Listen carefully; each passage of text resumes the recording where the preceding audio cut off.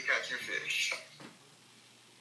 To begin with, here we have a diagram of a random lake, and we're going to be showing you where the best places to fish are strategically in this lake. You can see that there's many features in the lake, and that the lake isn't quite uniform. This will be important later on, so bear with me. So as you can see, here is a point. This point is a piece of land that stretches out into the water from the mainland, and it's often useful when you want to access deeper water, because it means you have added casting distance. Now we move on to the second area, which is a bay. Bays tend to be useful when the fish are spawning and they're in the shallows. You can catch all sorts of big fish here when they go to lay their eggs. Now, the third spot is if you have a boat, you can use that boat to go to the deeper spots and you can catch bottom feeding fish there, or just any other type of fish that would be feeding there. One good example would be catfish. You can catch catfish easily at deeper depths. Yeah. You can also catch carp at the depths slightly shallower than that. But more fish are in the deeper water in the winter generally.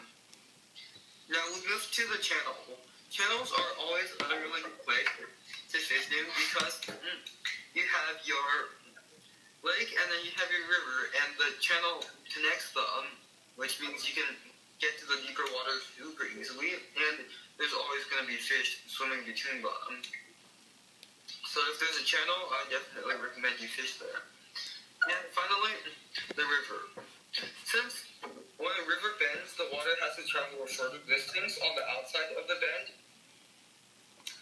It's going to have to flow faster there, and the water has to travel a shorter distance inside the bend. It's going to flow slower there, which means that there's going to be overall more erosion on the outside bank and more deposition on the inside bank, which means that if you have access to the outside part of the bend, be having easier access to the deeper water, since all the water has been chipping away at the ground for millions of years.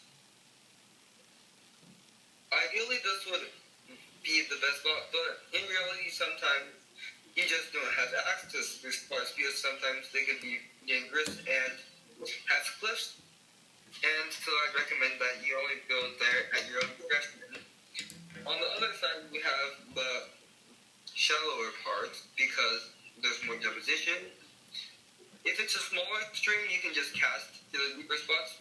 But if it's a big and really wide river, and you're only limited to the inside of the bend, you're going to have to look out for the pools in the water where the water appears to not be as shallow and cast there, because oftentimes fish are winning in those pools for stuff to drift by.